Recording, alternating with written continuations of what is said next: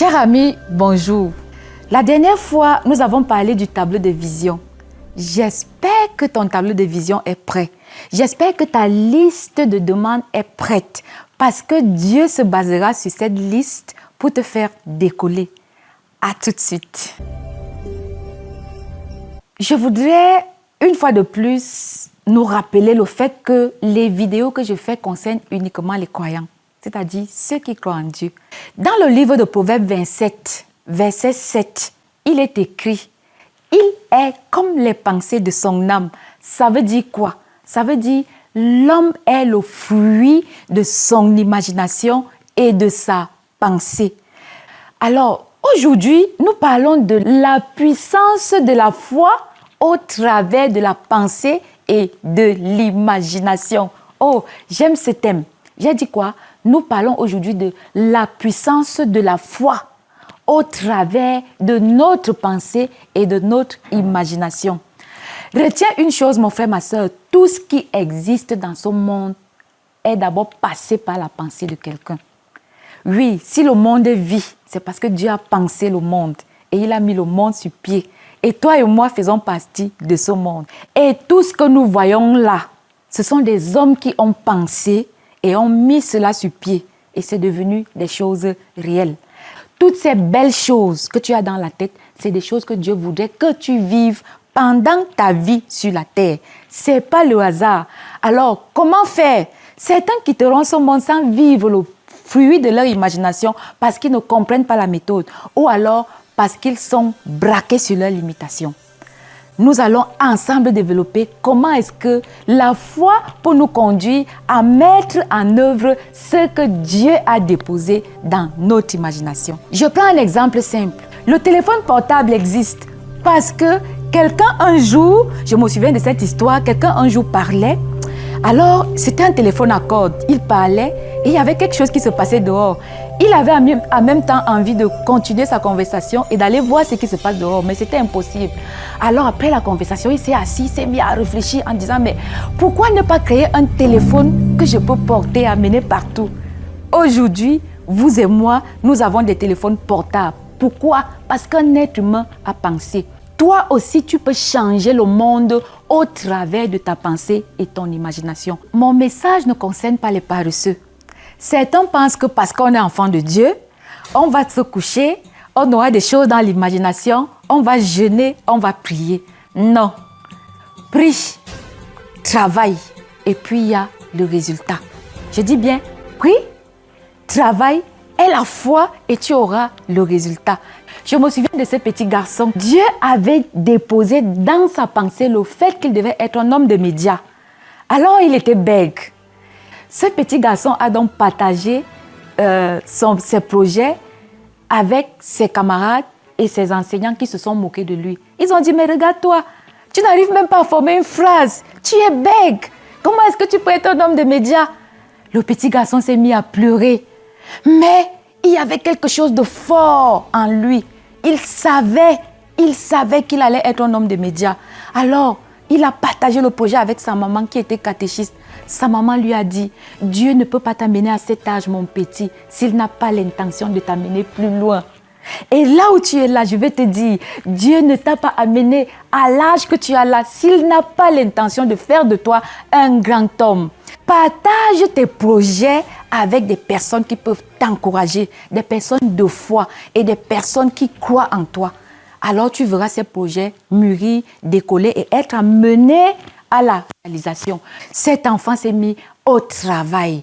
Il s'est mis à rééduquer sa façon de parler. Il s'est mis à faire des entraînements, à bosser dur. Il s'est inscrit à l'école de journalisme. Il a appris à parler, d'abord aux chaises, ensuite aux moutons. Et maintenant, là, il parle aux hommes. Il est devenu un très grand conférencier. Il ne bègue pas. Et ce travail a fait de lui un multimilliardaire. Pourquoi? Parce qu'il a eu ça dans son imagination et il ne s'est pas laissé distraire par des personnes qui découragent. Il ne s'est pas laissé distraire par des paresseux, des personnes qui n'ont pas cru en lui. Il s'est accroché sur ce que Dieu avait mis dans sa tête et aujourd'hui, il est exactement le fruit de son imagination. C'est un puissant milliardaire, il parle couramment bien, il a fait des enfants et il nous enseigne à propos. Toi aussi, au travers de tes pensées, de ton imagination, tu peux changer le monde. Tu as assez prié, n'est-ce pas? Tu as assez jeûné. Voici venu le moment de travailler et d'avoir les résultats au travers de la foi en Dieu. La Bible dit que sans la foi, il est impossible d'être agréable à Dieu. Ça veut dire que tu as ça dans ta tête, tu crois en Dieu, Dieu t'accompagne dans ce que tu fais et puis tu as le résultat. Alors, je vais illustrer ça par un exemple simple. Voilà, Dieu met dans ta pensée le fait d'être propriétaire d'un immeuble, n'est-ce pas? C'est tellement fort en toi, mais tu n'as pas de moyens. Tu es vendeuse de tomates, vendeur de tomates, tu commences par vendre tes tomates. Premier jour, tu vends les tomates pour 1000 francs. Tu gardes 500 francs. Deuxième jour, tu vends les tomates, tu gardes 500 francs. Quatrième jour, cinquième jour, ainsi de suite. Je ne sais pas à quelle fréquence. Et puis, tu te retrouves avec un montant de 50 000 francs de bénéfices.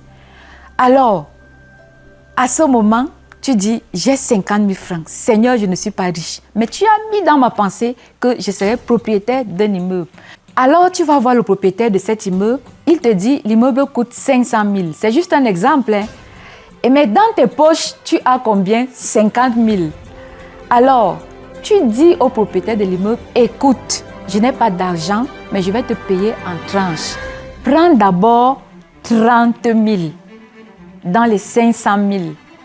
À ce moment, à cause de ta foi, à cause du fait que tu as cru en Dieu et à ton imagination, Dieu prend le relais. C'est lui qui décide de faire la négociation, ce n'est plus toi. Tu as parlé, Dieu va se charger de convaincre le vendeur d'immeuble. Tu seras surpris parce que le vendeur d'immeuble viendra te voir et va te dire, mon petit, c'est vrai que l'immeuble coûte 500 000 francs et toi tu as 30 000 francs, alors donne-moi tes 30 000 francs parce que vraiment je suis foiré, je suis fauché en ce moment. Donne-moi tes 30 000 francs et le reste, tu me payeras en tranches selon ton revenu. Tu vas prendre l'immeuble, les 20 000 francs restants, tu vas retaper ton immeuble et tu vas faire entrer les locataires. Et les loyers que ces locataires vont te payer te permettront d'achever l'achat de l'immeuble et de devenir réellement propriétaire. Alors, comment ça se passe concrètement? Dieu a déposé dans ta pensée le fait d'être propriétaire d'immeuble. Tu n'es pas resté là à attendre que les choses se passent de façon miraculeuse, comme certains le pensent, comme certains le font. Non. Tu t'es levé, il y a eu l'imagination, elle était puissante, elle était forte, tu te voyais déjà propriétaire de l'immeuble. Ça, c'est la foi. Après la foi, tu t'es levé, tu t'es mis à vendre des tomates. Et après la vente des tomates, tu as eu ton bénéfice de 50 000. Tu t'es levé pour aller acheter un immeuble qui coûte 500 000. Voilà comment Dieu t'a accompagné dans cette négociation et t'a permis d'avoir ton immeuble. C'est tout le processus. Mon frère, ma soeur, si tu crois en ce processus, tu as déjà ton tableau de vision, je t'assure, tu seras milliardaire. Parce que le propriétaire de l'immeuble ne va pas trouver le sommeil. Il va dormir, il va rêver. Quelqu'un viendra lui dire, donne l'immeuble à cet enfant, donne-lui ça, c'est son immeuble, il va te payer. Pourquoi tu doutes? Il va te payer, donne-lui, c'est son immeuble. Je te dis de lui donner. Il va voir son père qui est mort il y a 10 ans dans les rêves, qui vient lui dire, donne-lui l'immeuble. Il va voir sa soeur qui va lui dire, donne-lui l'immeuble. Il va voir tous les conseillers qui vont lui dire, donne-lui l'immeuble. C'est le travail de Dieu. Voilà comment Dieu procède quand il veut te donner quelque chose. Tout se passe dans le sens de te satisfaire. C'est ton immeuble. C'est ton immeuble. Pourquoi? Parce que tu as mis la foi en pratique. Dieu t'a accompagné. Tu as bossé et tu es devenu propriétaire d'immeuble. Alors, mon frère, ma soeur, j'ai terminé et j'espère que tu as bien retenu la leçon. Si tu as aimé cette vidéo, partage-la massivement avec les autres. Ça aussi, c'est un acte de foi. Ça montrera combien de fois tu aimes ta vie et tu aimes aussi celle des autres. Tu veux les voir évoluer. Partage massivement.